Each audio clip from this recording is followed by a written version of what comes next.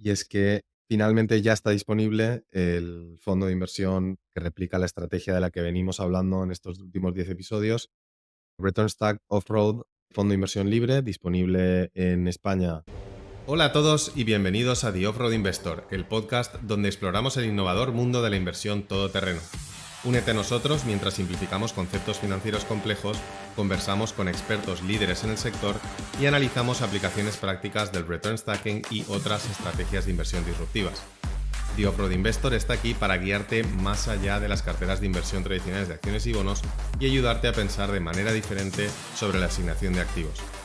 Este podcast es solo para fines informativos y no debe considerarse como base para tomar decisiones de inversión. Para más información, visita returnstackportfolios.es. Bienvenidos todos a este 10º episodio de The Off-Road Investor, el podcast de la inversión todoterreno. Soy Rafa Ortega de Return Stack Portfolios y me acompaña Rodrigo Gordillo de Resolve Asset Management y de Return Stack Portfolio Solutions. Hola Rod, ¿qué tal? ¿Cómo va por el otro lado? Bastante bien, Rafa, bastante bien. Creciendo. Antes de empezar el podcast y hablar de return stacking, inversión todoterreno, quería hacer una pequeña pausa para dar las gracias a toda la gente de la comunidad inversora que me ha estado escribiendo estos días, porque algunos sabréis que yo soy de Valencia, de hecho vivo en la ciudad y Valencia ha sufrido unas inundaciones terribles que quizá habéis visto en televisión o en prensa. Y bueno, la verdad que con los pies en la calle es mucho peor de lo que parece en televisión, estas cosas que ves en las películas y estás como insensibilizado, pero verlo en directo, la verdad que impresiona. Yo por suerte no me he visto afectado directamente porque vivo en la parte de la ciudad que ha quedado protegida por el nuevo cauce. Y aparte de dar las gracias, quería hablar sobre este tema porque me parecía, desde una perspectiva de gestión de riesgos, muy interesante.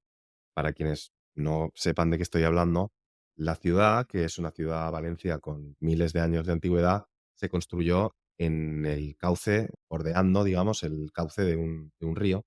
Valencia es una ciudad muy plana, está muy cerca del mar y por lo tanto es una zona sujeta a inundaciones. O sea, las inundaciones en Valencia son algo normal, algo que ha ocurrido, las riadas, como lo llaman aquí, ha ocurrido durante los últimos cientos de años muchas veces, solo que es algo que ocurre muy poco, es decir, ocurre muy espaciado en el tiempo. Y yo, la anterior riada, que fue a final de los años 50, no la he vivido, pero sí que es algo que está presente en la ciudad. Si vas por el casco antiguo, hay muchos lugares donde entras en algún edificio antiguo y hay una marca en la pared donde pone algo así como hasta aquí llegó el agua en 1950 y algo. Entonces es algo que en la ciudad siempre se ha tenido muy en cuenta, que hizo que hace 50 años decidieran, con una obra faraónica de ingeniería, sacar el cauce del río de la ciudad, que es lo que hace que ahora el antiguo cauce del río Turia sea un jardín que recorre toda la ciudad, pero esto no se hizo simplemente porque quedara muy bonito en el centro de la ciudad, se hizo porque en el caso de que volviera a tener lluvias o se rompieran presas, que es lo que ha ocurrido esta vez, todo ese agua saliera bordeando por fuera y por eso todo lo que está al norte del antiguo cauce del río Turia ha quedado intacto y todo lo que ha quedado por el sur de ese cauce, que es donde realmente ha caído la presa y ha caído todo el agua, es lo que ha quedado totalmente anegado y destruido. Y bueno, decía que me parece interesante porque es una decisión que se toma a 50 años vista, ¿no? Una decisión que toma gente que ni siquiera esperaría, yo creo, disfrutar de la protección. Y es algo que, bueno, me parece difícil, ¿no? Ver a un político actual o la administración tomando ese tipo de decisiones con muchísimos años vista, cuando lo que vemos es todo lo contrario, ¿no? Con tema pensiones o con otros problemas que en casi todos los países occidentales tenemos. Nadie quiere tomar decisiones de largo plazo porque no son populares. Y aquí hemos visto como, bueno, estamos disfrutando ahora, los que lo estamos disfrutando, porque lamentablemente la mitad de la parte sur de la ciudad ha quedado pues, totalmente destruida, de ese tipo de pensamiento a largo plazo. Y me acordaba de ti, Rod, cuando estaba pensando en esto, porque claro, tú vives en Caimán y allí, bueno, los huracanes, este tipo de tormentas es algo también que no ocurre siempre, pero es relativamente frecuente. Yo os he oído alguna vez hablar sobre protección, seguros y para tu propiedad, ¿no? Para tu vida, para tus casas. ¿Cómo lo enfrentáis esto, allí o qué nos puedes contar? En lo que es, mira, es increíble ver una población que todos los años hay huracanes alrededor de nosotros. El último huracán que fue devastante fue en el 2005, se llamó el huracán Iván, en el cual no solamente entró el huracán, sino decidió quedarse encima de la isla por 24 horas y después moverse. O sea, fue uno de esos eventos que creo que vaya a pasar de nuevo, ¿no? Pero pasó. Sin embargo, siempre hay la chance de que huracanes pasen a través de la isla, sea rápido o no. Y todos los años nos hace acordar el gobierno que tenemos que prepararnos. Y aún así, yo te podría decir que 80% de mis amigos no están preparados para el huracán. ¿Por qué? Porque toma tiempo, porque toma esfuerzo, cuesta plata. O sea, ¿qué es lo que tienes que hacer para prepararte? Tienes que comprarte X cantidad de comida que no se va a vencer. Tienes que comprar baterías nuevas todos los años. Tienes que asegurarte que tienes suficiente bolsas de arena para poner en las áreas donde pueden inundarse. Y así te puedes imaginar la cantidad de cosas que uno tiene que hacer para prepararse todos los años para ese tipo de huracán. El otro tema es que cuesta espacio en tu garaje tener tantas cosas ahí separadas. Yo tengo mi generador, tengo los cables necesarios, tengo una batería enorme de litio. O sea, la mayoría de veces que hay problemas es por mediodía, un día, una batería de litio sin todo el ruido lo puedo hacer. O sea, yo estoy preparado. Y mi garaje, digamos, un cuarto de mi garaje está lleno. Entonces, ¿cuáles son las excusas? Que flojera, no va a pasar, si pasa el huracán, estoy seguro que un par de días no va a pasar nada. Obviamente no han estudiado historia para entender que esto es semanas sin electricidad en un país donde estamos a 40 grados constantemente. No tienen suficiente comida, piensan que tienen más de lo que deberían. O sea, no tomen el tiempo para prepararse. Cuesta mantenerlo, cuesta tiempo, cuesta esfuerzo. Y hay un sentimiento de que como pasa tan poco, no me va a pasar a mí. No, pero en los momentos que han habido huracanes, desde que he llegado, nos han tocado dos. ¿Qué es lo que termina pasando? Yo estoy casi feliz, estoy extático que voy a poder implementar todo lo que he hecho. Y yo nunca me quedo sin electricidad, nunca me he quedado sin internet, nunca me he quedado sin comida, nunca me he quedado sin agua, versus el resto de la gente que ha tenido problemas, que no ha podido comunicarse, no tienen electricidad, etcétera, no se han preparado. Entonces es humano el no pensar en los casos extremos. Pero si en términos de finanzas, uno piensa que el retorno de tu portafolio siempre va a ser constante, pero si termina siendo uno de los pocos que estás a punto de retirarte y después tienes una caída de 50% de portafolio por esta tormenta de uno en 50 años, te va a arruinar la vida, punto. O sea, tú vas a tener que ir a trabajar de vuelta, vas a tener que a poner más en ahorros, la calidad de tu vida va a bajar. ¿Por qué no prepararte antes de la tormenta? Y hay 2 ideas que yo repito mucho. Una es esa de que hacer como que no existe un riesgo no lo hace desaparecer. Y aquí no estamos culpando a nadie de nada de lo que pasa en Valencia, pero, estamos hablando ahora de gestión de riesgos y en concreto de gestión de una cartera. Pero meter la cabeza debajo del en el agujero, ¿no? Como el avestruz, eso no hace que desaparezca el riesgo. El coyote sigue estando fuera por mucho que tú metas la cabeza debajo en el agujero. Esa sería la primera.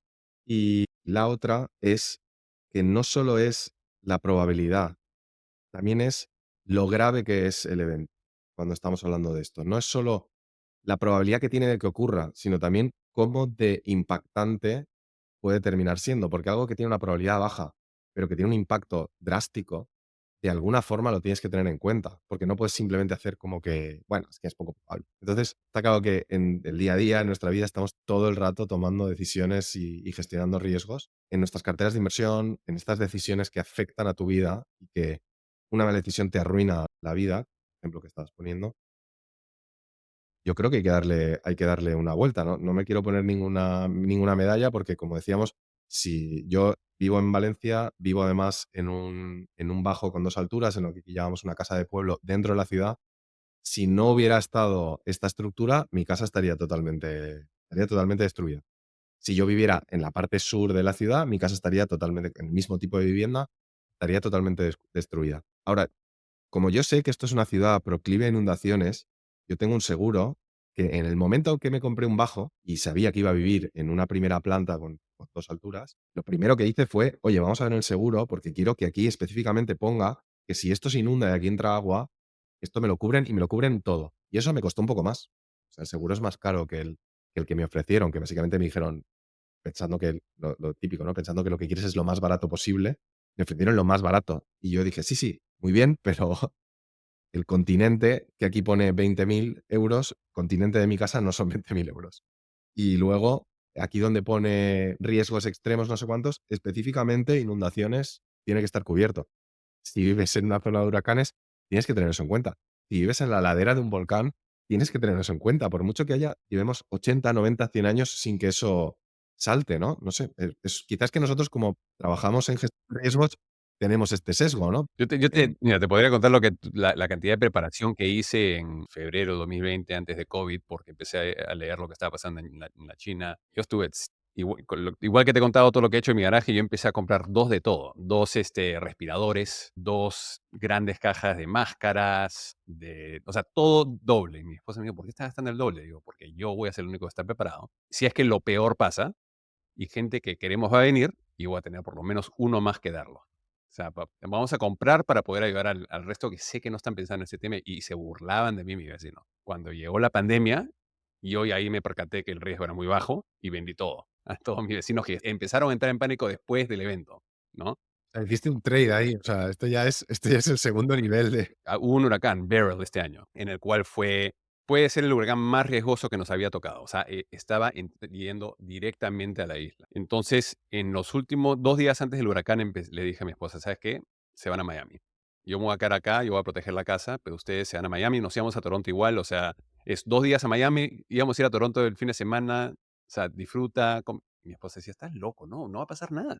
O sea, lo que yo le decía es, si pasa y todo sale bien, va a ser un par de días y no pasa nada. Pero el evento peor es 3 semanas sin agua potable y sin electricidad, y muchas veces estás saliendo de tu casa nadando para ir a un lugar más, y yo voy a tener que estar con el perro, con mis 2 chicas, contigo. Tú no estás en estado físico para que puedas hacerlo conmigo. O sea, yo voy a encargarme de todo eso si es que el peor evento pasa. Entonces, ¿para qué tomar ese riesgo? Andate a Miami y ahí yo me puedo quedar protegiendo la casa sin preocuparme de nadie más. Y me preguntó: "¿Qué porcentaje le das a que algo así pase?". Y le dije: "Mira, normalmente el porcentaje es 0.01, pero viendo cómo está viniendo el huracán, estamos a 5%". Pensando que le iba a dar un impacto, iba a decir: "Asu, 5, esa probabilidad es bastante en términos de riesgo extremo". Y me dijo: "95% de las veces yo voy a estar correcto y tú vas a estar incorrecto. Cuando llegue a Miami y no pase nada, yo me voy a burlar de ti. O sea, te voy a decir que te dije". Dije: "Seguro que, o sea, las probabilidades que eso pase, que tú te burles de mí y que me estés llamando histérico, son, en mi opinión, aproximadamente 95% de las veces. Pero como dijiste, el impacto de ese 5% es tan grave, o sea, es vidas, es decir, quizás o sea, puede afectar nuestra vida, podemos perder a gente. No hay que tomar ese riesgo". O sea, y mira, al final dije: "Te vas". No le gustó, hasta el día de hoy me rompe las pelotas, pero para mí, dado cómo manejamos portafolios, era lo obvio para hacer, ¿no? Y me costó, creo que $600 más de lo que me hubiera costado. Es difícil entender la matemática del tema. Es 5%, pero el impacto es tan grave que simplemente no vale la pena. Vale la pena hacer el esfuerzo, gastar un poco más de plata. Y es que yo creo que también la mayoría de la gente no tiene una noción de estadística. O sea, no hablamos de porcentajes e incluso versión, volatilidad, tal. Mucha gente no sabe lo que significa nada de eso. Recuerdo que una vez compré una máquina para la empresa de mi madre y el técnico me dijo: "No, esto es una mejora que hemos incorporado, además prácticamente no falla nunca, tiene un 99% de tasa de acierto". Y me quedé así y le dije: "¿99% de tasa de acierto?". Y me dice: "Sí, claro, básicamente esto es para usarlo". Digo: "¿Tú sabes cuántas operaciones hago yo en un día? Si en un día yo hago 500 operaciones, yo no puedo tener esto parado 5 veces al día. Me matas, o sea, 99%, me destruyes". Y él se quedó así parado y dijo: claro, claro". Claro, sin contexto, 99%, por ciento es 100%, ¿no? Es 100%. Pero ¿cuántas veces? O sea, hay que ver los números en el contexto, ¿no? O sea, al final, sin un análisis cualitativo, muchas veces el dato cuantitativo no te aporta nada. Y además puede ser engañoso, incluso te lo puedo presentar de forma que te engañe a ti mismo con los sesgos, ¿no? De decir, no es lo mismo 99% de acierto que 1% de fallo. Te puedo decir lo mismo de diferentes formas y sugestionarte también. Otro tema interesante que vamos a dejar para otro podcast sería el desastre administrativo, pero sí que quería, por lo menos, decirlo, ¿no? Lo que ha sido realmente increíble ha sido la mala coordinación, la nula respuesta de las administraciones. Me da igual de los colores de los partidos y si son locales o nacionales, pero eso sí que ha sido bastante dantesco. Entonces, bueno, creo que al final pasa un poco de nuevo, con las inversiones. Yo no esperaría a que tu estado te rescate, ¿no? Cuando seas mayor y cuando no te puedas valer por ti mismo.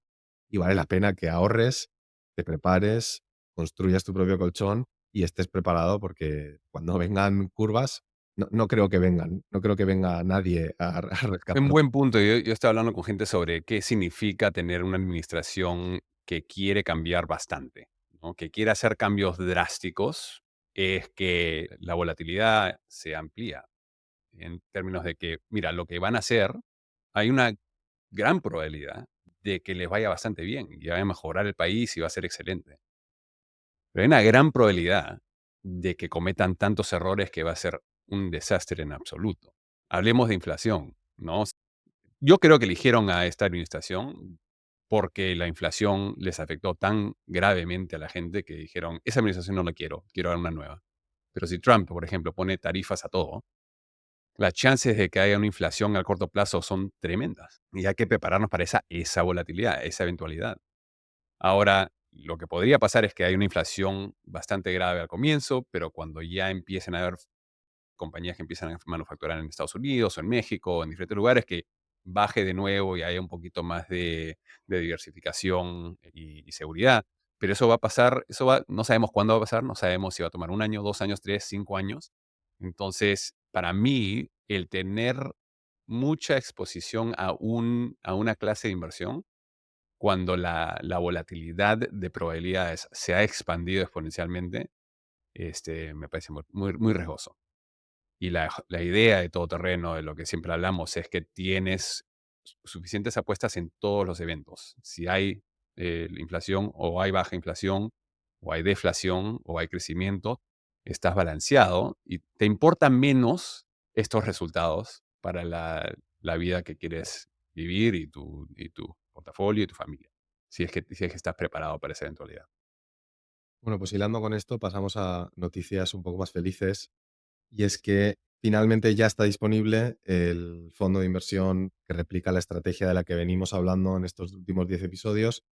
Return Stack Off-Road, fondo de inversión libre, disponible en España ahora mismo en exclusiva a través de Antbank. Se puede acceder a él con una inversión mínima de 50.000 euros a través de una cartera gestionada.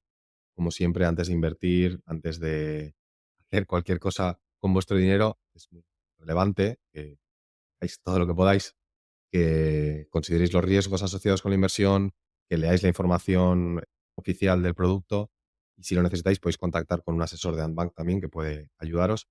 Toda esta información la podéis encontrar en www.returnstackportfolios.es. Si vais a la pestaña de inversión y navegáis, acabaréis llegando a toda la información del fondo. Recordaros que es un fondo que lo que trata de hacer es, por cada euro de inversión, darte 2 euros de exposición a una cartera todoterreno que equilibra acciones, bonos, oro y ahora mismo Trend y Carry, que son activos y estrategias de los que hemos venido hablando en estos capítulos. Y bueno, decía que es una buena noticia porque la verdad que estamos ahora mismo lleva como 4 o 5 días el fondo funcionando, no más, y hay ya como 5 o 6 millones de euros invertidos. Yo he batido mi propio récord de captación de capital, en tan poco tiempo, nunca, vamos, creo que el primer fondo que lancé tardé 5 años en llegar a 10 millones de euros. Estoy muy contento. Además, hay una larga lista de espera para invertir. Aquellos que os estoy diciendo que estáis contactando con los asesores, que cuánto tarda el proceso, deciros que es un poco más largo de lo normal porque tener en cuenta que hay que abrir una cuenta, hay que abrir una cuenta con Antbank si no la tienes. Esa cuenta luego hay que convertirla en una cuenta gestionada. Es todo aún un poco más costoso que sencillamente meto en cualquier broker, contrato el fondo y ahí estamos. Estamos trabajando para que sea así. Estamos trabajando también para que los mínimos bajen a lo más bajo posible. El objetivo es que esto esté disponible para todo el mundo, que todo el mundo tenga acceso a una cartera todoterreno, a una gestión lo más eficiente posible, al coste más bajo posible, con el mínimo más bajo posible. Pero bueno, aún y con toda esta fricción, está siendo un éxito y eso quiere decir que algo estamos haciendo bien, ¿no, Rod? Porque creo que vosotros con los ETFs, el otro día también en un podcast hablabais de que estáis creciendo con unas cifras astronómicas realmente, casi sin querer, porque o sea, no estáis haciendo una campaña de publicidad. Estamos ahora, ¿no? Con más contenido, más constante. No hay un call center, no estáis dentro de un wirehouse. Vamos, esto está creciendo porque realmente estábamos despertando un interés que estaba ahí, ¿no? Hay gente que quiere algo diferente, quiere diversificación, no quiere sacrificar y hemos encontrado, ¿no? la forma de comunicar bien lo que estamos intentando hacer. Y además, creo que la principal clave es que se está haciendo de forma muy transparente, ¿no? O sea, esto es lo que estamos haciendo. Esto es lo que estamos haciendo. No mira los resultados y no te lo digo exactamente porque es un secreto, o no te quiero decir lo que estoy haciendo porque me da miedo lo que tú pienses. No, no, esto es lo que hay, funciona exactamente así y la gente lo está entendiendo. Y acá está la educación, sí. Mira, como dices, yo he estado, Resolve Asset Management se lanzó en 2015 y por casi 9 años, y antes de eso ya teníamos un negocio dentro del banco, de Macquarie. O sea, yo diría que he estado 10 años tratando de hacerlo de una manera muy difícil, no encontrando bien cómo comunicar lo que estamos haciendo correctamente. Y crecimos poco a poco todos los años. El momento que dijimos: "Vamos a abrirlo todo, vamos a ser completamente transparentes, vamos a apilar uno por uno, vamos a dar toda la educación que podemos dar y enfocarnos en educación". En menos de 2 años hemos llegado a más de $800 millones. O sea, para mí me tomó 10 años llegar a 800 y me tomó año y medio llegar a 800 cuando encajé bien cómo educar a la gente. Y darte cuenta que es algo que el mundo no sabía que necesitaba y que le estamos dando el beneficio de que puedan entender, versus decirles, como no vas a entender, no te lo voy a explicar, confía en mí, ¿no? Yo creo que ese ha sido el cambio. Le hemos dicho, tú eres suficientemente inteligente para entender lo que estamos haciendo y para tomar tus propias decisiones para que lo que es correcto para ti y para tu familia. Y eso es lo que nos dicen. O sea, nos están diciendo que lo que necesitaban es tener blogs que son cortos pero entendibles y que tengamos acceso a video, a papeles largos de 35 páginas y reportes de 2. ¿No? El poder darles el espectro para que puedan entenderlo bien. Y bueno, estás viendo una réplica de eso en España, ¿no? Exacto, esa es la idea. Y en esa línea, me gustaría centrar lo que nos queda un poco del capítulo en explicar con un poco más de detalle de lo que hemos hecho hasta ahora, el exactamente cómo hacemos return stacking. Lo hemos explicado ya 3 o 4 veces, pero en un webinar reciente sacasteis unas diapositivas donde creo que se explicó mucho más paso a paso todo lo relacionado con el proceso de crear Stack y dónde sale el alfa y cómo se hace.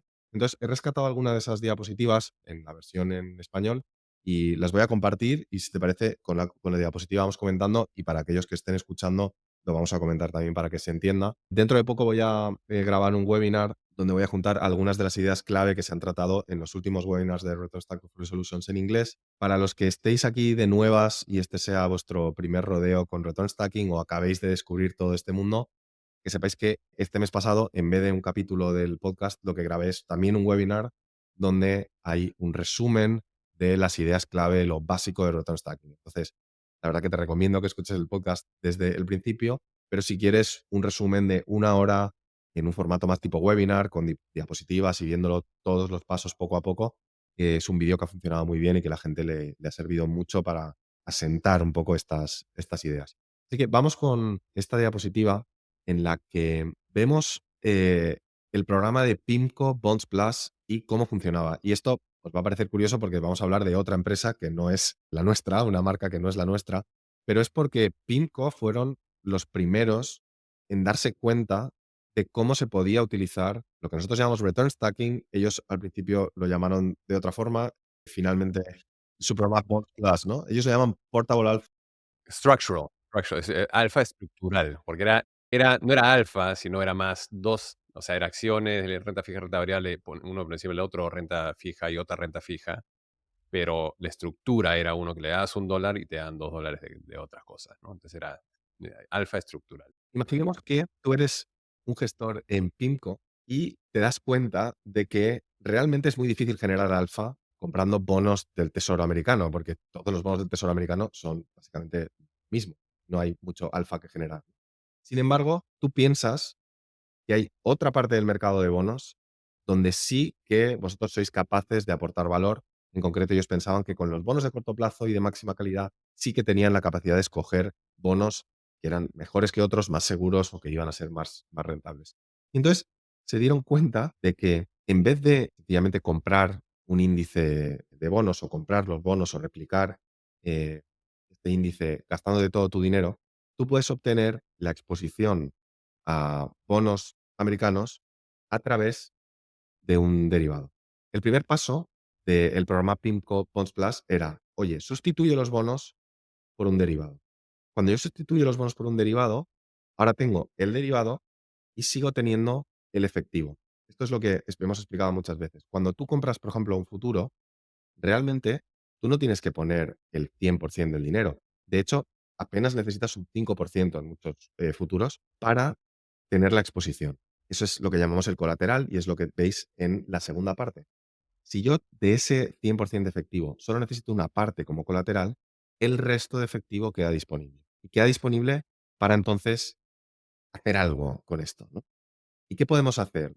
Como decíamos, PIMCO utilizó bonos de corto plazo, pero vamos a ir poco más poco a poco para entender cómo se crea esto. Imaginemos que tú inviertes en bonos del tesoro americanos y estos te van a dar una rentabilidad de un 5%. ¿Veis? En la gráfica sería la parte de la izquierda. Tenemos el 5% de rentabilidad de los bonos. Cuando yo los bonos, en vez de comprarlos, lo que hago es que invierto con futuros, como esto tiene un coste de financiación, en realidad yo obtengo el 5%, pero tengo un coste de un 1%. Ahora, esto lo he hecho solo con una parte del capital. Si con el resto del capital yo invierto en efectivo o renta fija de ultra corto plazo, en alguna alternativa a la liquidez, un monetario, por ejemplo, y con eso soy capaz de generar el 1% que me cuesta la financiación, entonces yo sí que, en efecto, con futuros, tengo exactamente la rentabilidad de los bonos. Es decir, si invierto 100% mi dinero en bonos, tengo un 5%. Si invierto con futuros en los bonos, tengo un 5% menos un 1%. Invierto el efectivo sobrante, me genera un 1%. 5 menos 1 más 1, 5. Entonces, así es como igual. Pero, como os decía, ¿qué pasa si tú crees que con ese efectivo puedes hacer algo un poquito mejor? Y por eso esa idea de asignar el efectivo a una fuente de alfa, que va entre comillas, porque fijaos que es un alfa que no viene de invertir mejor en bonos del tesoro. Viene de, en este caso, imaginemos que en vez de tener bonos de ultra corto plazo, coges un poquito más de duración, vas a bonos sencillamente de corto plazo, buscas algunos bonos que paguen cupón un poco más alto. Si fueras capaz de generar un 2% en vez de un 1%, tu resultado final sería 5 menos 1 más 2, 6. Es decir, que con futuros, PIMCO era capaz de generar lo que ellos llaman bonds plus, es decir, el resultado de los bonos y un extra de rentabilidad.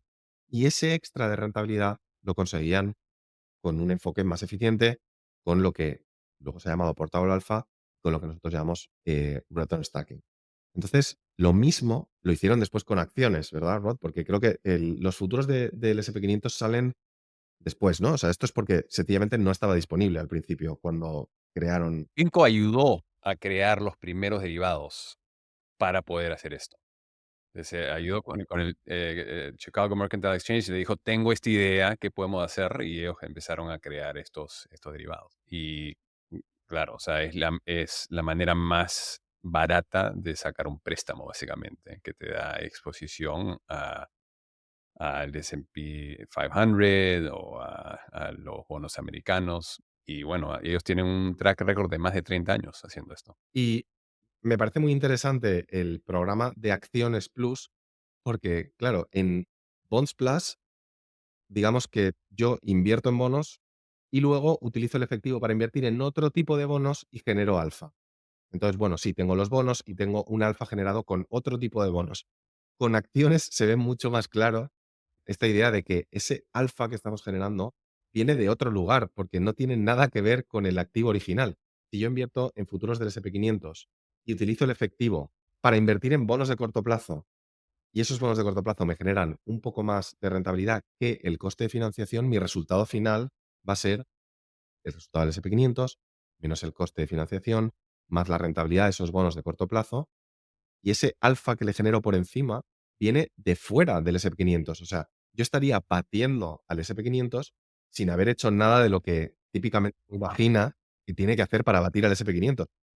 Has cogido la beta del SP500, incluso le podrías estar poniendo una beta de bonos de corto plazo y estarías batiendo al índice. Y esto es lo que han hecho, ¿no? Es decir, es realmente una idea muy, muy sencilla y muy, muy rompedora. Y yo cuando lo explico, especialmente ahora que estoy hablando con gente también un poco más técnica, con asesores, me preguntan, bueno, y esto, si se lleva haciendo tanto tiempo, ¿por qué no lo hace más gente, no? Si tienes tú la respuesta a esto, ¿no?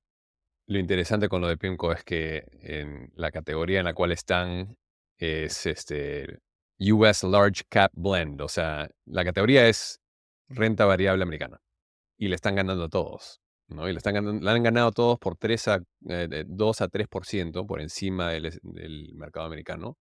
No porque, como dijiste, cuando uno piensa en alfa, cuando uno piensa en ganarle al índice, está pensando que voy a contratar a un asesor que va a elegir mejor de las 500 acciones dentro del S&P 500, van a ser más, más cuidadosos y elegir las mejores acciones dentro de eso para poder ganar al índice. Entonces, usando acciones de renta variable para tener un mejor retorno que un índice pasivo. Eso es lo que la gente piensa que es alfa y es muy difícil adquirir. Sabemos con todos los estudios que hace Spiva y otros lugares que aproximadamente 12% de fondos que intentan ganarle a sus mercados pasivos, solamente 12 ganan. Y de esos 12, muy pocos terminan ganando de vuelta en los siguientes 3 años. Entonces es súper difícil, es un mercado bastante eficiente y es bien difícil ganarlo simplemente seleccionando mejores acciones. Entonces la idea brillante de PIMCO era: Oye, ya, no sé, no podemos ganar ese juego, porque no ganamos el juego de darles una estructura que nadie tiene? Y esa estructura es uno que tú me das $1, te voy a dar $1 del mercado americano, pero también te voy a dar otro dólar de algo más, y en este caso fueron renta fija. Y entonces no llamaron alfa, no llamaron equity alfa, lo llamaron alfa estructural, porque están dándote una estructura que te da unos retornos por encima del S&P 500 y le vas a ganar al índice. Es efectivamente lo que han podido lograr. Y como especialmente en los últimos 30 años, la correlación entre renta fija y renta variable ha sido aproximadamente cero, no has agregado mucho más volatilidad para esos retornos. ¿No? Eso fue la parte brillante de lo que han logrado. Un poquito de suerte y un poquito de ingenuidad.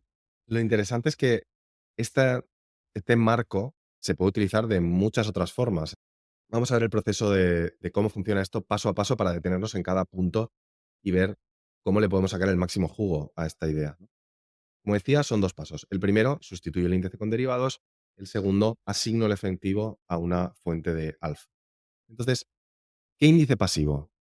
Pues, a ver, lo lógico es buscar algo donde tú creas que no puedes aportar mucho valor, ¿verdad? Porque si pensaras que puedes aportar valor, no invertirías en esa beta. Y nosotros, en particular, como acabas de explicar, Rod, pensamos que, por ejemplo, la renta variable, la renta fija son mercados hipereficientes donde hay gente que consigue generar alfa, pero es muy poco probable que tú aciertes con quién consigue hacerlo. Hacerlo consistentemente es muy difícil. Los que lo consiguen generar es muy poco realmente. Entonces, tiene sentido que partas de un índice pasivo de lo que llamamos inversión tradicional, acciones o bonos. En el segundo paso, ¿qué derivados? Realmente, bueno, se puede hacer de muchas formas, ¿no? Yo suelo hablar de futuros porque me parece que es algo más fácil de entender, pero podrías hacer swaps con un banco, podrías utilizar opciones. Hay muchas formas. No sé, vosotros en la gestión de los ETFs, ¿principalmente trabajáis con futuros o es una combinación? Es lo más fácil de manejar en términos de liquidez y son lo más líquido que existe, Sí. ¿no? Entonces, es básicamente cómo funciona piénsalo como si yo me quiero comprar una casa, yo puedo agarrar mi efectivo y comprar 100% de la casa con mi efectivo. Ahora, si quiero diversificar eso, lo mejor sería ir al banco y decirle: "Dame un préstamo, una hipoteca, y me voy a comprar una casa". ¿Ya? Pero solamente te voy a dar un poco de margen. Voy a pagar 20% de la casa, entonces ese es el margen que el banco tiene por si acaso cae la casa entre 10 y 20%. Tienen un margen de seguridad. Entonces, muy pocos bancos en estos días te dan hipoteca 100%, ¿no? Te dicen, pon un poquito de plata y después te doy el resto. Es lo mismo que está pasando acá. Si tú quieres comprarte un derivado, quieres comprarte un futuro del S&P 500, el broker te va a decir, dame un poco de plata, dame un down payment. Ese es el margen ahí, lo que dice, ¿no? O sea, un down payment y ese va a ser mi margen de seguridad y te doy este futures contract, este futuro, que te va a dar te va a dar toda la exposición al crecimiento del S&P 500 menos el costo de préstamo. Y el resto es para ti hacer lo que te dé la gana. Entonces, ven ahí que hay el margen, que es lo absolutamente necesario. Y después es reserva adicional, es algo que nosotros tenemos extra por si acaso, ¿no? Y lo invertimos en efectivo que nos paga algo corto plazo. Y después el resto del efectivo que es básicamente estás abierto para usarlo en cualquier cosa. Puedes ir a comprarte un oro, puedes ir a comprarte un fondo, un hedge fund, o puedes simplemente usarlo como más colateral para comprar más futuros, que es lo que nosotros hacemos con Trend y con Carry. Entonces, siempre tenemos bastante efectivo a la mano para poder usar cuando lo necesitamos. Entonces, el resumen es que si entiendes cómo se compra una casa con una hipoteca, ¿no? Entiendes cómo funciona el return stacking, porque estás haciendo lo mismo. Muy interesante esa idea de que es el margen es lo que necesito, la reserva adicional o el margen de seguridad es lo que pongo para protegerme, ¿no? Para tener un poco de seguridad adicional. Es una de las preguntas que más veces nos hacen. Oye, ¿y qué pasa si hay un margin call? ¿Y qué pasa? Bueno, claro, eso pasa si no has tenido en cuenta el hecho de que no puedes utilizar todo el efectivo. No todo el efectivo queda disponible para volver a invertir. Es verdad que, claro, dependiendo también del índice pasivo, ¿no? Entiendo que si el índice pasivo es bonos, pues tiene una volatilidad menor, seguramente la reserva adicional no tiene que ser tan amplia, ¿no? Si estás invirtiendo en un índice pasivo que es mucho más volátil, como puede ser el S&P 500, la reserva adicional deberá ser un poco superior, ¿no? Al final, esto se calcula para estar cubierto en cualquier escenario y que no se dé esa situación en la que tienes que liquidar parte de tu inversión. Aparte de lo que hemos hablado otras veces de que los contratos se liquidan diariamente, que solo inviertes en cosas que son 100% líquidas, pero volvemos a esa idea de que te queda un efectivo disponible que puedes invertir realmente en lo que quieras. Claro. Pero déjame agregar una cosita más en términos de fuente de alfa, porque no todas las fuentes de alfa son iguales, ¿no? Entonces es importante esa fuente de alfa Mm, en el pasado, cuando hubieron problemas, bueno, o sea, es correcto el pensar que qué pasa si nos pide más margen, qué es lo que va a pasar en el portafolio, porque en el 2008 este tipo de inversión los puso en problemas a muchas pensiones porque cuando el banco les pidió más margen, se fueron a su fuente de alfa, que eran hedge funds súper complicados que no te dan la plata el siguiente día, sino te lo dan 3 meses, 6 meses, un año después. Y tuvieron que ir a decirle, oye, me pueden regresar mi plata, quiero vender un poco de su fondo para poder mantener este margen. Y no les dieron, no le dijeron, no, estamos cerrados, es 2008, no te vamos a regresar tu plata. Entonces esa fuente de alfa para nosotros es súper importante que sea líquida el mismo día. Entonces, la fuente de alfa que hemos elegido ha sido a través de futuros, Trend Following Carry, en el cual, si es que, digamos, tenemos el margen que es necesario, de pronto la volatilidad sube tanto que el banco nos pide margen que va más allá de la reserva adicional. Lo que nosotros podemos hacer es al mismo minuto vender los futuros para tener suficiente efectivo para el margen. O sea, el tema de margen no es un problema cuando estás invertido en cosas líquidas. Es un problema cuando usas esa fuente de ese efectivo disponible para comprarte algo ilíquido. Y eso fue lo que les puso en problemas a muchas pensiones en los 2008. Y ya muchos han aprendido eso, ¿no? claro, porque por poner un poquito de contexto, Portable Alpha se hizo bastante popular hasta que llegó 2008, ¿no? Y luego de repente como que es un término que desaparece del mapa. Y nosotros lo que hemos planteado con Return Stacking es recuperar esta idea, pero enfocar, ¿no? Cada uno de esos puntos que potencialmente pueden crear problemas para eliminar esos fallos de implementación, ¿no? Buscar derivados que sean también líquidos, que no dependas de una contraparte. Buscar fuentes de alfa estructuralmente diversificadoras, que esto también es otra cosa clave de la que bueno, nosotros damos un poco por sentado y que explicamos muchas veces, pero que quizá hay que recalcar, si tú utilizas como fuente de alfa algo que tiene una alta correlación con el índice pasivo, te puedes poner en problemas, porque entonces estás haciendo algo muy parecido a simplemente multiplico por 2 el SP 500, ¿no? Aunque uno sea SP 500 y el otro sea Private Equity, pero es que en el fondo es lo mismo y encima Private Equity tendría tercer problema que tenemos que eliminar, que es que necesitamos inversión realmente líquida. Si tienes esas 3 partes cubiertas, en realidad estás seguro de que estás utilizando la implementación eficiente de una forma que no te va a estallar, ¿no? Y es verdad que, esto se lo he oído decir a Cory alguna vez, cuando dices apalancamiento, con razón la gente se asusta, porque la realidad es que en casi todas las grandes crisis de los últimos 100 años, el apalancamiento estaba en la escena del crimen, o sea, estaba ahí. Ahora, Apalancamiento concentrado. claro, ¿apalancamiento con qué? Apalancamiento con concentración. De hecho, siempre que yo digo algo de apalancamiento, últimamente me sacan una cita de Buffett, y yo he buscado la cita de Buffett en la carta de Berkshire, y lo que nunca te dicen es que está hablando de pedir prestado para volver a invertir en el S&P 500. No está hablando de apalancamiento. Buffett utiliza muchísimo apalancamiento. No tendría ningún sentido que este hombre dijera que el apalancamiento es el demonio.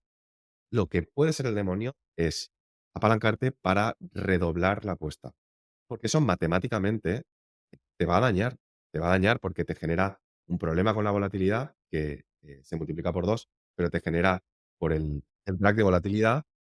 Cuanto más volátil es la primera inversión, si yo repito, entonces más diferente va a ser el retorno esperado de, el retorno geométrico. O sea, la rentabilidad real que vas a obtener empieza a reducirse porque aumentas, porque multiplicas por 2. La diferencia con return stacking, que es un portable alfa con un foco puesto en la diversificación, es que sí que puedes dar casos en los que aumentan los retornos, porque mi resultado es activo uno más activo 2, pero la volatilidad no es volatilidad del activo uno más volatilidad del activo 2. Puede aumentar un poco. Vimos en el último podcast varios ejemplos.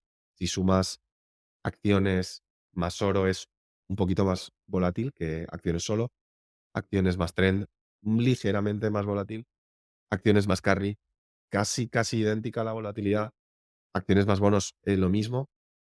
Y es verdad que luego, cuando analizas los números, lo que sí que vemos es que la pérdida media es más alta, la pérdida máxima, que es la que realmente importa, es mucho más alta. Y cuantas más piezas de estas metemos en una cartera todoterreno, más confianza tenemos en que a medio, largo plazo vamos a estar arriba, porque las matemáticas están de nuestra parte. Solo tenemos que buscar qué piezas colocar encima de nuestra cartera tradicional que a largo plazo vayan a ser rentables y que entendamos que van a dar buena diversificación. No tienen que darla siempre, ni siquiera tienen que darla siempre. A medio o largo plazo tienen que ofrecer algo de diversificación y ser rentables por encima del coste de financiación, que es muy bajo, es de una letra de ultra corto plazo. En términos de matemáticas, siempre es importante entender, dijiste que cuando agarras la volatilidad de uno y lo estacas, la volatilidad de otro es 1 más uno no es 2. Y es porque es la volatilidad de uno más la volatilidad del otro menos el beneficio de diversificación. Si hay un buen beneficio de diversificación, puedes hasta bajar completamente la extra volatilidad independiente de cada uno, porque se mueven, uno sube con el otro baja, lo combinas, tienes mucho menos volatilidad. En el caso de apalancar la misma acción 2 veces, es volatilidad de 100% en renta variable, más la volatilidad de otro 100% en renta variable, menos el beneficio de diversificación, que es cero, porque es la misma acción. Entonces ahí realmente estás haciendo 2x la volatilidad menos cero diversificación. Versus el otro, digamos que es volatilidad de 15 en renta variable, volatilidad de 10 de carry, menos 10% del beneficio de diversificación, te llega a la misma volatilidad que renta variable. Entonces, puedes mantener tu retorno puedes subir tu retorno, estás apilando retornos sin apilar la volatilidad en el segundo caso y en el primer caso estás intentando de duplicar tu retorno, pero estás duplicando tu volatilidad. Y en realidad eso no es cierto. En realidad tu retorno va a ser más bajo y tu volatilidad va a ser más del doble.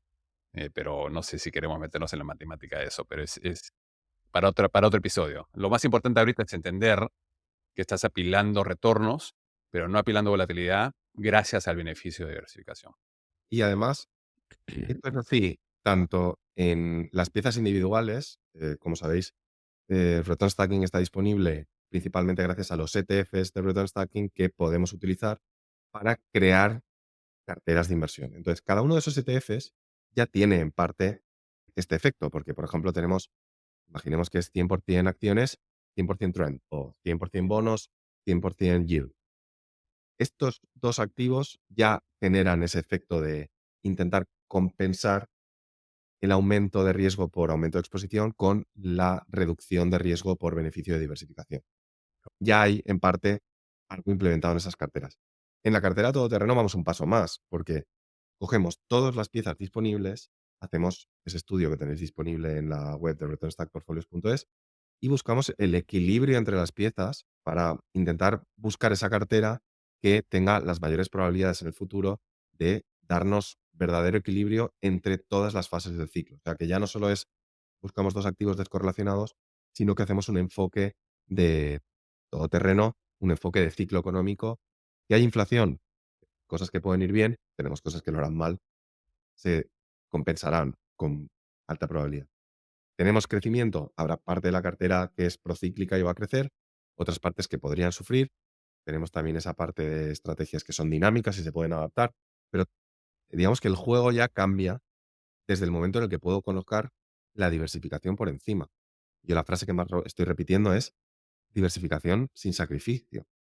Hasta ahora, más diversificación, yo me he pasado 10 años intentando convencer a la gente de que vale la pena un poquito menos de rentabilidad por un camino más seguro.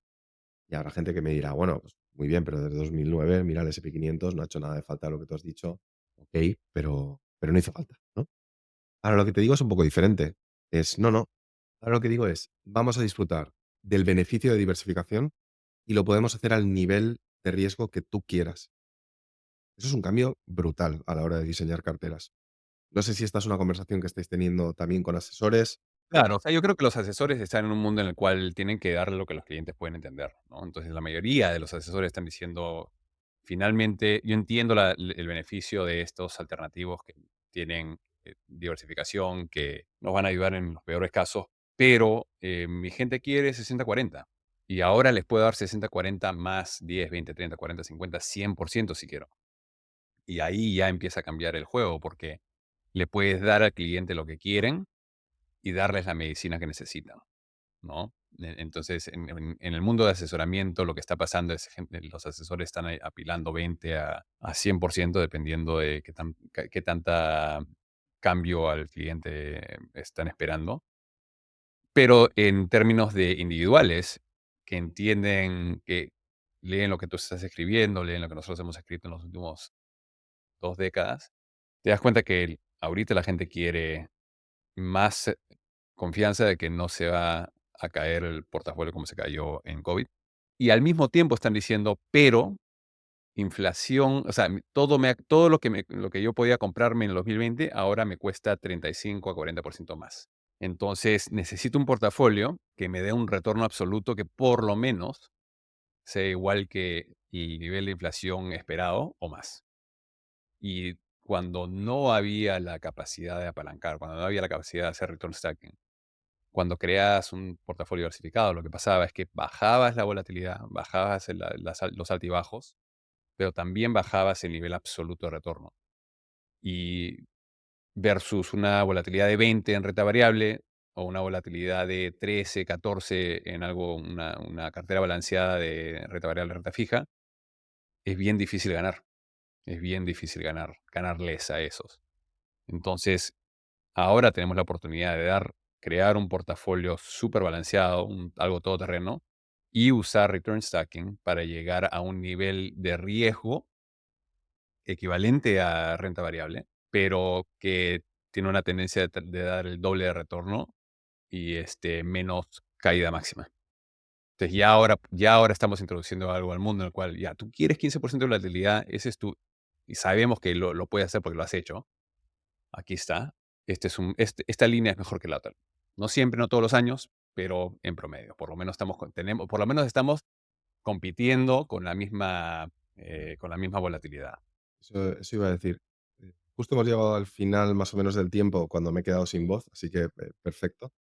Sí que quería decir que quizá para el siguiente episodio vamos a hablar un poco sobre qué esperar de una cartera todoterreno, ¿no? Porque hemos tenido una primera fase del año con alta correlación con S&P 500, ahora de repente un pequeño cambio de vuelo y va a ser interesante que vayamos hablando sobre qué es lo normal, qué es lo esperable, qué sabemos que va a pasar con una cartera todoterreno, por qué pensamos que es mejor a largo plazo, porque hay veces donde no lo va a parecer, ¿no? Y dejo con una última idea, ¿no? Sabemos que el ratio de Sharpe, o sea, es decir, el retorno esperado por unidad de riesgo asumido en el S&P 500, en el oro, en muchas estrategias como Trend o como Carry, ronda un 0,4 o 0,6, ¿verdad? Por cada unidad de riesgo, la mitad de retorno. Cuando vemos que el S&P 500, cuando vemos que cualquier estrategia te está dando un ratio de Sharpe de 2, de 3, nos alegramos, pero sabemos que eso no es lo normal. Y lo vamos a ver continuamente en la cartera todoterreno. Parte de la cartera va a estar saliéndose, parte de la cartera va a sufrir y eso va a ir dando vueltas y va a ir cambiando. Y hay veces que nos pareceremos más al índice, veces que menos, pero hay que ser muy consciente de qué es lo que estamos haciendo y por qué lo estamos haciendo. Y creo que si eso lo tienes claro, aguantaremos invertidos. Creo que sencillamente el modelo mejor y acabará triunfando. Sí, el modelo mejor y el gran tema hasta en los últimos años ha sido que por cada unidad de riesgo que tomas en el mercado americano especialmente, has tenido aproximadamente un poco menos de 1% de retorno. Históricamente, renta variable te da 20 0,25 por cada unidad de riesgo. A ver, históricamente, por cada unidad de riesgo que tomas, el mercado te da 0,25 a 0,3, ¿ya? En los últimos 10 años estamos 0,8, 0,85. Es más de 3 veces más de lo esperado. Entonces, hay esta confianza de que renta variable es lo mejor del mundo. Y cuando lo comparas con algo todoterreno que te da aproximadamente 0,8 por cada unidad de riesgo, está diciendo, ¿para qué hago todo esto? ¿Para qué paso tanto tiempo creando balance, pagándole a alguien, cuando simplemente me puedo comprar el S&P 500 por $0, o sea, no me cuesta nada, y adquirir el mismo retorno por el mismo riesgo? Y es porque se olvidan que el promedio es 0,25 y que significa que o van a pasar una de dos cosas, o va a caer el mercado fuerte y se va a quedar caído, o vamos a tener, como lo que pasó en el 2000 al 2010, que el mercado americano, el mercado mundial, se quedó plano por 10 años, ¿no? Entonces, va a haber una reversión del medio. Y cuando esa reversión pase en el mercado de renta variable, quizás ahora tengamos renta fija o commodities que tengan por cada unidad de riesgo una unidad de retorno, ¿no? Van a tener su momento de estar en los extremos positivos. Y por eso es que quieres tener esas partes. Entonces, ahorita es básicamente, hay una confianza de lo que hemos visto en el mercado va a continuar los siguientes 10 años y tendría que ser algo que no ha pasado nunca en la historia, ¿no? Entonces, es mejor hacerlo inteligente y Con, diversificado. con la diferencia, como decías antes, de que ahora podemos competir en retorno. Es decir, que no te estoy diciendo, oye, estamos en una situación muy extrema, que es algo que te puedo llevar diciendo 6 años. Durante estos 6 años que nosotros hemos discutido y hemos dicho, oye, todo terreno tiene sentido ser un poco más conservador, fíjate que esto podría pasar. No ha pasado. Y entonces quien haya sacrificado rentabilidad por diversificación puede sentirse un poco frustrado. Ahora podemos decir, para los que lo necesiten, que yo como ex asesor diría que la mayoría de la gente no lo necesita, que la mayoría de la gente necesita algo más conservador, pero ahora podemos darte algo que también genera rentabilidad. O sea, es decir, algo que compite en retornos, algo que te da esos resultados atractivos, que puede competir con el S&P 500, que puede competir con cualquier otra cosa. Entonces, yo creo que es un cambio muy, muy, muy drástico, porque es lo que quiere la gente en cuanto a retornos, eso sí, hay que darle algo de tiempo, y la protección que no sabe que necesita en un mismo paquete. Y eso es lo que a mí más me gusta de esto que estamos haciendo. Creo que cuando se entienda, cuando tenga un poquito de track record, se va a ver. Se ve muy claro, por ejemplo, cuando haces una simulación, que los primeros 3 años la cartera todoterreno siempre se queda un poquito peor que los activos que más destacan, que a veces es acciones, pero no siempre es acciones. Cuanto más tiempo pasa, más claramente la cartera todoterreno acabará por encima de la suma de las partes. O sea, perdón, que la media de los demás activos, porque no es la media de los activos, es la suma con return stacking de unos encima de otros. Y al final, como todos tienden a ser rentables, a corto plazo siempre alguno sufre. A medio y largo plazo todos tienden a ser rentables, sumarás las rentabilidades de todo eso y te dará el retorno final de la cartera. Entonces, si encontramos activos, estrategias que son rentables a largo plazo, les damos equilibrio, los colocamos inteligentemente, vamos a tener el resultado, ¿no? Y cerramos con esa frase que habéis comentado últimamente mucho, de que no es un tema de trabajar más duro, es ser más inteligente. Y return stacking es precisamente eso, ser más eficiente, ser más inteligente a la hora de atacar el problema que tenemos, que es máxima rentabilidad con el mínimo riesgo, adaptado al riesgo que tú quieras asumir. Y creo que con esto lo dejamos, Rod. Un gusto tenerte aquí otra vez y nos vemos el mes que viene con más contenido de Return Stack. Buenísimo, Rafa, gracias.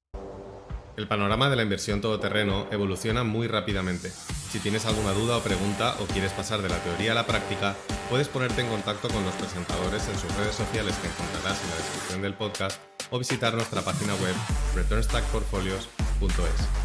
Si este contenido te ha resultado interesante, suscríbete para no perderte los próximos capítulos y compártelo en tus redes sociales para que llegue a más gente.